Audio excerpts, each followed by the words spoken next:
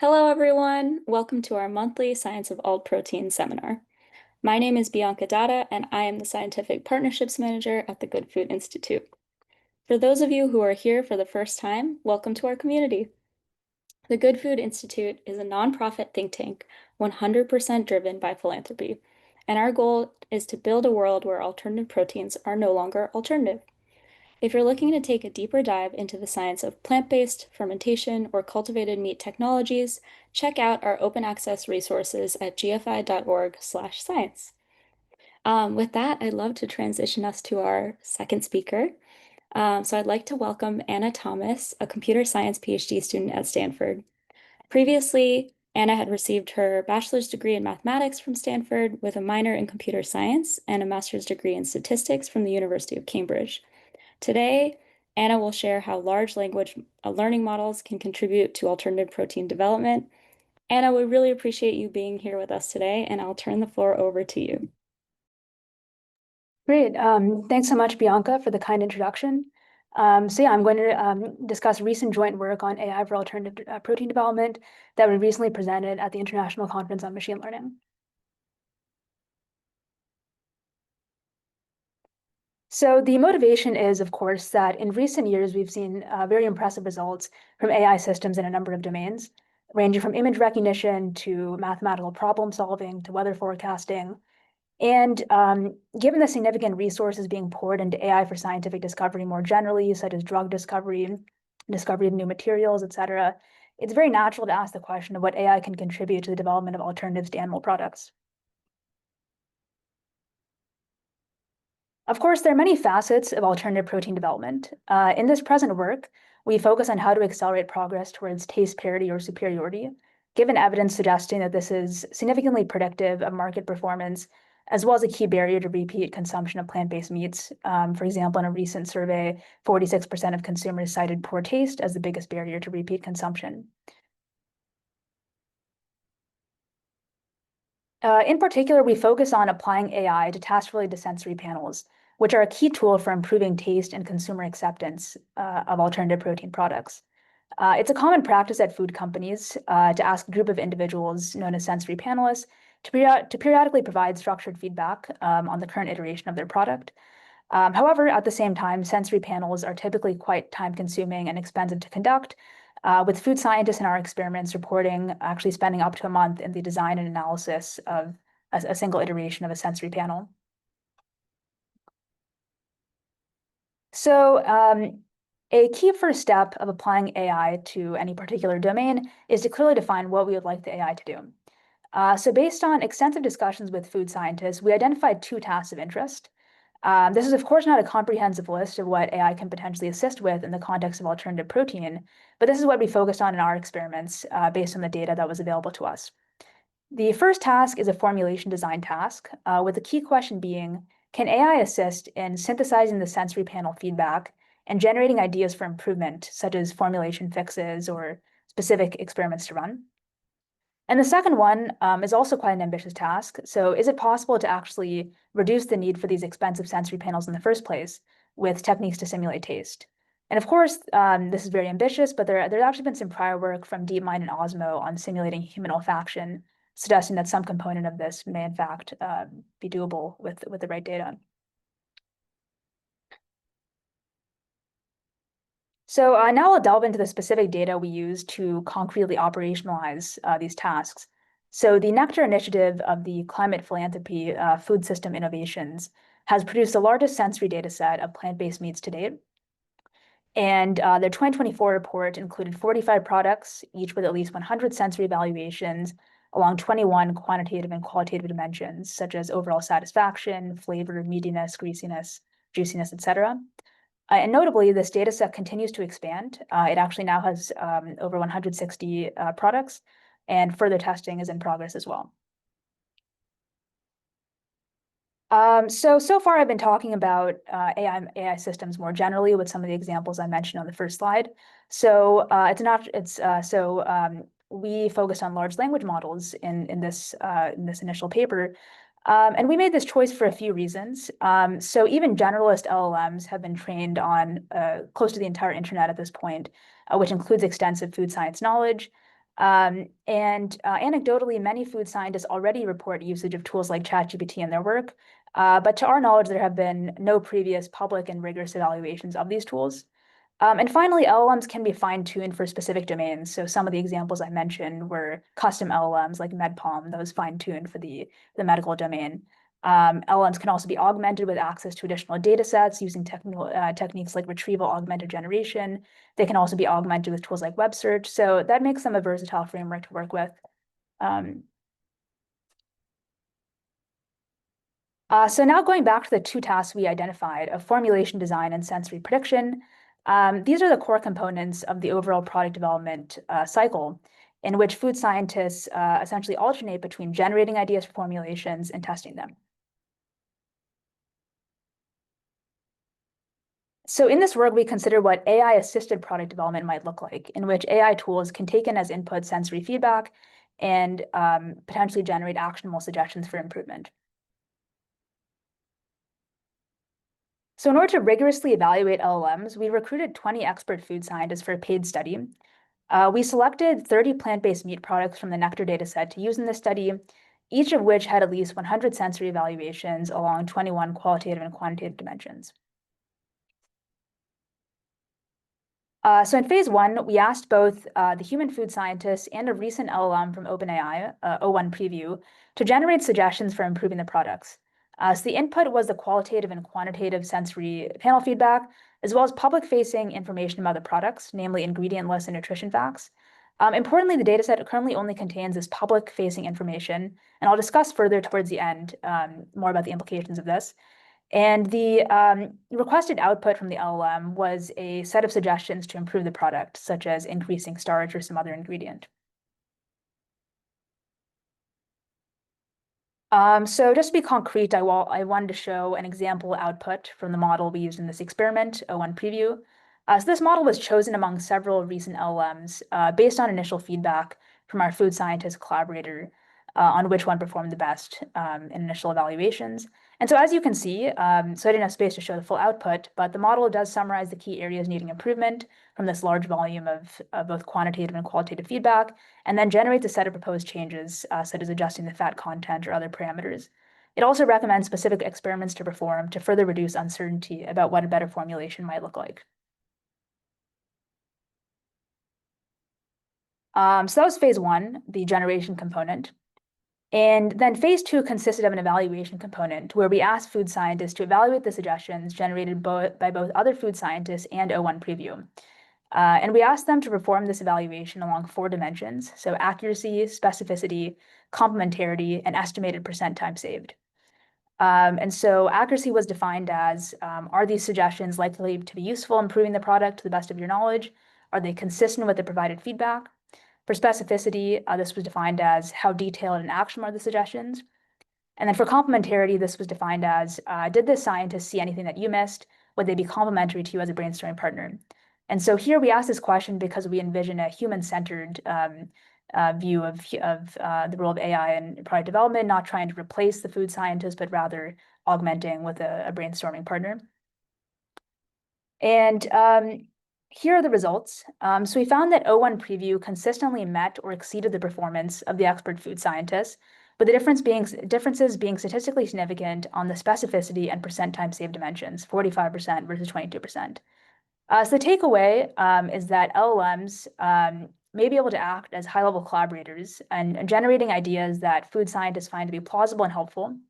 Of course, one major limitation that we want to be transparent about is that we didn't implement these suggestions via actual experiments in the lab. That's an area for future work. So rather than evaluating the suggestions by actually running the experiments, we instead evaluated the suggestions via the opinions of these expert food scientists.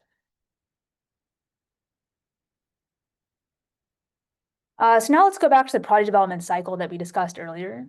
So in these experiments I just discussed, we're assuming access to sensory panel feedback.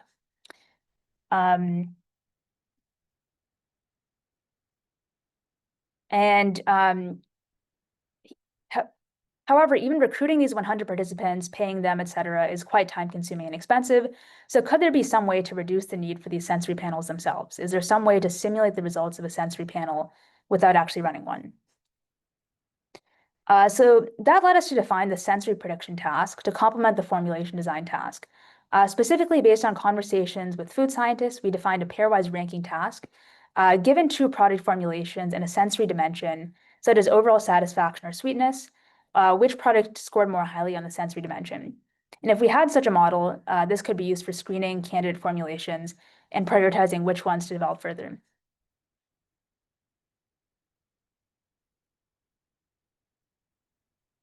And so here are the results. So each number is the pairwise ranking accuracy from a scale of 0 to 1 for a given model and sensory dimension. So of the LLMs, the best performing model is O1 Preview.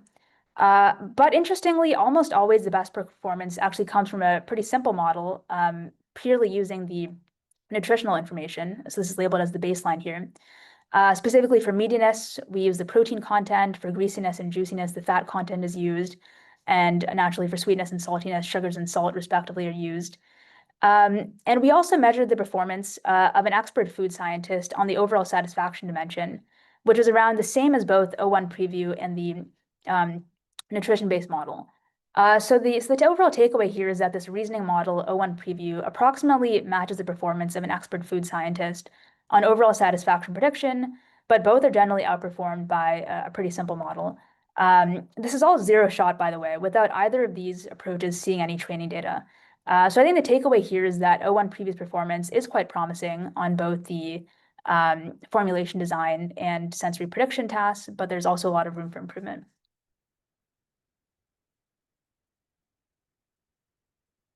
So takeaway, I think there are a few takeaways. So one is that we defined some tasks related to a sensory panel design and evaluation in consultation with experts, and we evaluated existing LLMs on those tasks. So I think the first takeaway is that OpenAI's O1 Preview model seems to already have knowledge that could be useful to food scientists for formulation design, although a more rigorous evaluation is necessary to be sure. And specifically, food science experts estimated that collaboration with O1 Preview can reduce time spent by 45% on average, compared to 22% for collaboration with another expert human food scientist.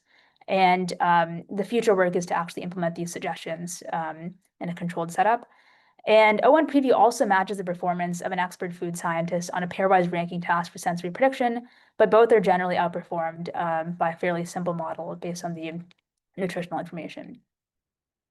And yeah, I do want to underscore the limitations once again. So yeah, we do need this further experimental validation. We use the opinions of expert food scientists instead. And of course, this Nectar data set does consist currently of only public-facing information about products, plus the sensory evaluations. However, this could actually be a positive in some ways, that companies do not necessarily need to input sensitive information in order to receive useful feedback. So I also want to discuss briefly some ongoing directions that we're very excited about. So as I mentioned on one of the early slides, one of the benefits of LLMs is that they can be fine-tuned for specific domains, and that's where a lot of the state-of-the-art performances come from, is not just using these generalist LLMs, but rather developing models that have truly been customized to a given domain.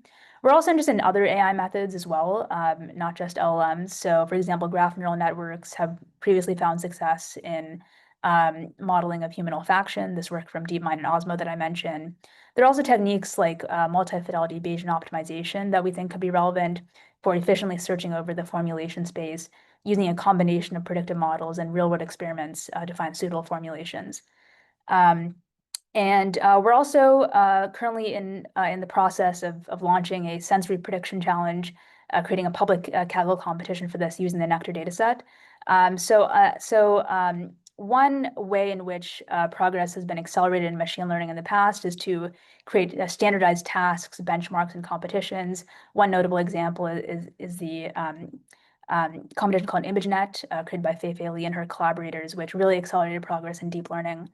And so, yeah, we'll be following up with further announcements about that. And yeah, I wanted to end by thanking all of my really wonderful collaborators here, shown on this slide, as well as the Stanford Plant-Based Diet Initiative and the National Institutes of Health for supporting this work. There's also So sorry, I think my internet connection just dropped off there. I am not seeing the last slide that Oh, sorry, you sorry. wanted to share. I don't know if you wanted to go forward to Oh, that. oops, sorry, I forgot to No advance. worries. Yeah, so here was the ongoing directions. And then here's all my collaborators. Yeah. Perfect. Thank you so much, Anna. I really appreciate your talk. And also, this is definitely a really hot topic right now. So I think it's really great to hear your perspective on that and all of the ways that you've gone through and kind of implemented this. Definitely, I have a lot of questions about the task in particular. So, in comparing these two different tasks, did you gain any insights about what kinds of tasks are best suited to these LLMs and like what areas these LLMs could actually like really help move research forward versus areas where it might be more incremental? As I'm sure you've heard, this hype is kind of all over the place. So what are the areas where you feel like there are significant opportunities for this to move things forward? Definitely. Yeah. So I think there's both like standard off-the-shelf LLMs and then there's these more specialized models. So I think these off-the-shelf LLMs, yeah, we did see strong performance of O1 preview. And for example, in like if you have a large volume of text-based sensory feedback, just summarizing it, and they've been trained on a large volume of food science knowledge. So generating a set of hypotheses for what to try next. Of course, these LLMs are prone to things like um, hallucinations. So it's very important to not sort of blindly trust these LLMs, but instead to kind of take them as a source of hypotheses. Yeah. And yeah, so I think that our results showed that the off-the-shelf LLMs can potentially be useful for this kind of summarization, high-level brainstorming. Of course, they need to be taken with a large grain of salt. I think for sensory prediction, so as you saw on this slide, I can perhaps go back. Yeah, so I mean, if you look at these numbers, they're rarely exceeding like 70% pairwise accuracy. So we're certainly not at a point where we can replace sensory panels by any means. So I think that's where the utility, like I think for sensory prediction, it's less intuitive that LLMs would be useful. I think that they're more specialized models, perhaps adapting some of this work I mentioned from Osmo and olfactory modeling using graph neural networks. I think that's where I think it's a different class of AI techniques that I'm more excited about. And if we can potentially find ways to combine this prior knowledge of LLMs that have been trained that have already been trained on food science knowledge and can be further fine-tuned, combining that with more specialized models, that's what I'm excited about going forward. Awesome. Thank you. Follow-up question on that. Clearly, you've compared all of these off-the-shelf models, but they're also evolving so quickly. So, do you have any hypotheses about how different those results might be today, even from when you did this study? Yeah, that's very interesting. So I think, I mean, as you can see, we tested on O1 preview. And so right now we're on, yeah, like I think O3 and yeah, GPT-5, whereas we looked at, GPT-4o in these experiments. So clearly there's been a lot of progress. And of course, these major frontier model companies are not testing on food science benchmarks. They're instead testing on, math and coding benchmarks. So it's unclear to what extent gains on those more general benchmarks would transfer over. I do think that for some of these tasks, like sensory prediction, the ability to sort of do calculations on the nutritional information, um, yeah, I think that capability is helpful. So my expectation is that the performance would improve. And you can also see on this slide that, for example, these older models like GPT 3.5 Turbo are just much worse. And this was also the case for the for our experiments here, we didn't rigorously test GPT 3.5 and these other models, but based on feedback from our food science collaborator, these um, um, um, previous models were significantly worse. So I think based on everything we've seen, these models are continuing to get better. And these companies are not explicitly testing, of course, on our domain, but my expectation is that we'd see even better performance today.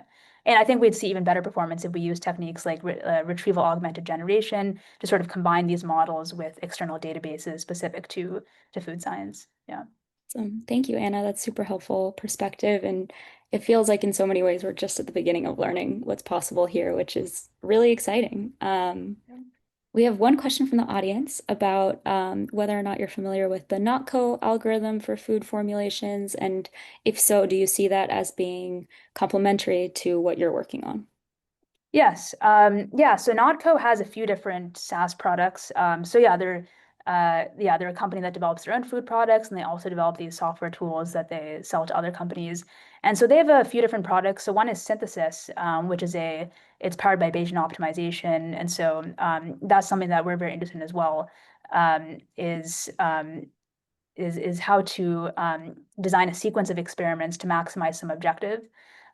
So yeah, and I think just anecdotally based on conversations with different food scientists, this core algorithm is useful, but they've had to make a bunch of different tweaks to it. And so I think and I think these different companies are sort of reinventing these techniques, kind of each within each company. And so I think that's where academic research can play a significant role of kind of creating these open source tools that could kind of accelerate the whole industry. So yeah, I'm familiar with their synthesis tool. Yeah, they haven't open sourced their code, but I'm familiar at a high level what they're doing. And then they also have I think they have tools based on LLMs for like high level brainstorming as well. So I think that lines up well with our results here that these LLMs can be useful for such tasks. So yeah, I think we've definitely been following what Notco is doing. I think our motivation is that we would like to create open source tools rather than closed source that could potentially benefit the entire industry. Yeah. Yeah, I would love to see what's possible with that kind of work as well, and kind of sharing these results out. Thinking about what that could seed for other people is really exciting. So, Yeah. really want to echo that sentiment. We have a question here from Nigel.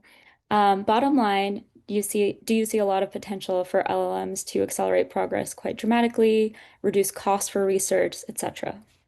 Mm.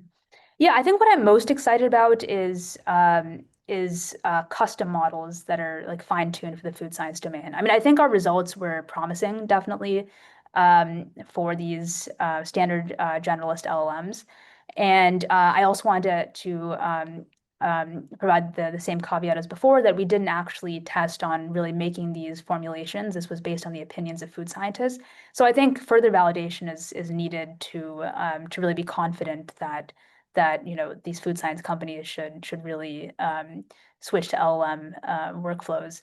But yeah, I mean, I think the potential for custom models, going back to my very first slide, the different models that I mentioned, like alpha proof, alpha geometry, AlphaFold, a lot of these were based on the transformer architecture, but also trained on custom data sets and augmented with other domain-specific insights. So I think that's where I'm most excited is the future work. And I think these out-of-the-box LLMs, I think can also be useful for sort of synthesizing these large quantities of text-based feedback and generating some hypotheses that might not be obvious to the food scientist. Yeah. Awesome. Thank you for that. Call to action to all of you in the audience. If you work on formulations, you should reach out to Anna and maybe we can test some of these in real life. I'd love to hear a little bit about kind of some elaboration on the opportunities and constraints that you mentioned with the data that's available to you right now. Do you have a sense of what your ideal data set to work with would be if you could magically receive whatever you'd like? Yeah, definitely. Yeah, so I mean, ideally we would have like full product formulations and then a large volume of sensory feedback for those formulations. Mhm. And yeah, so I also think that so yeah, we would have the full recipe. And then I think some of these food companies also have access to certain types of analytical testing, like texture profile analysis, GCMS, et cetera. My understanding is like small startups may not necessarily have the same set of tools. Um, but um, but yeah, so I think the ideal data set would be this, like each example would be the full specification, a bunch of other features that these companies can measure, and then the sensory feedback. And I also think like what's interesting is that there are kind of different levels of consumer feedback. So there's like more specific properties like flavor, and then there's kind of overall liking, and like similar to the animal product, and then there's ultimately market success. So we're actually working with other data sets like the Nielsen Consumer Panel as well, which is a data set It's more than 1 billion grocery store transactions in order to try to connect this sensory feedback to market success as well. So I think that would be the ideal data set is like very detailed information on the formulations and then the different elements of the sensory experience and then also the market performance. I think that would be, and if a large version of such a data set would be extremely useful. Yeah. Fantastic. I'll keep my eyes out. Yeah.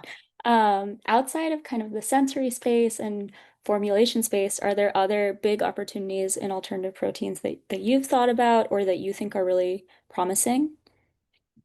So the trying to apply reason techniques in modern AI to okay. Yeah, yeah. Yeah, I mean, I think like outside of taste, there's nutrition, for example. So we've actually heard from some companies that it's not obvious or like it's not straightforward to go from formulations to the final nutrition facts that'll be on the label. So I can see potentially building predictive models for that as well for nutritional properties. I've also discussed with some collaborators trying to predict scale-up costs as well on that crucial cost dimension as well. I think all of these depend on access to large-scale data sets, and so, but yeah, so I think the general paradigm of applying predictive models to data sets for nutrition and cost could also be productive, but I'm just not familiar with large scale data sets in those areas. So ultimately we decided to focus on taste due to the existence of this Nectar data set and other supporting data sets. Absolutely. That makes a lot of sense. And it sounds like there's a lot of potential, but also a really big need to collect more information. So Yeah. thank you for sharing that. Much like we kind of heard from Georgie about how the project that he shared came about, I'd love to hear a little bit more about how you settled on this area as a potential focus, and what motivated you to think about alternative proteins specifically, and then out of that, this particular problem. Mm. Yeah. So it was kind of a circuitous journey for me. So yeah, I started my PhD in a totally different field, theoretical computer science. But then I met my now advisor, Maya Mather, at a conference that Stanford had this food summit. And at the time, one of my I continue to be very interested in this area called causal inference. And so she's someone who applies causal inference to understanding the sustainable protein transition and other elements of animal welfare or other aspects of farmed animal welfare. And so that got me interested. I actually did a project on the impact of vegan documentaries, and and then I also just got more deeply interested in farmed animal welfare and other tools in the toolbox other than purely informational interventions. And then I met at a conference. It was a different conference. David Meyer of FSI. So yeah, it was just kind of these serendipitous interactions that kind of led me to this, and the existence of the Nectar data set really helped to be able to start on some research along these lines. And yeah, I just find it to be such a fascinating area because it combines sort of um, this very meaningful mission related to climate change, animal welfare, with these really fascinating technical problems, and also thinking about kind of what these recent advances in AI can do for this very high impact domain. So yeah, it's been a really fun experience. That's awesome. It's so great to hear about this journey from looking at vegan documentaries to where you Yeah, are now. What a fun entryway into the yeah, field. yeah. And also so great to hear about all those serendipitous connections that brought you to this moment. There's another question from the audience about if you're focusing specifically on ingredients to predict and evaluate sensory aspects, or if you're also taking into account product structure. And for context, this person is looking into using machine learning to predict microstructure of meat analogs as it relates to fibrousness. So, are you doing anything to take into account like texture and structure and things like that? Yeah, so in the current version of this data set, we don't have, we haven't done anything like texture profile analysis, but I think in potential future work, we may augment, we may try to collect other data if resources permit with further information. But yes, in the results that I've shown, it's just the list of ingredients, the nutritional information, just public facing information. But of course, that leaves a lot out. So in future work, we're excited about on potentially training on more detailed data sets. Fantastic. Thank you so much, Anna, and thank you again for that fantastic talk. And I'd also love to thank both of our speakers for joining us today and piloting this experimental soap of having two early stage researchers join us. It's been such a joy to hear about your journey and to hear more about both of your projects. So thank you for that. And thank you all for joining us today. We'll see you next month at the next soap seminar.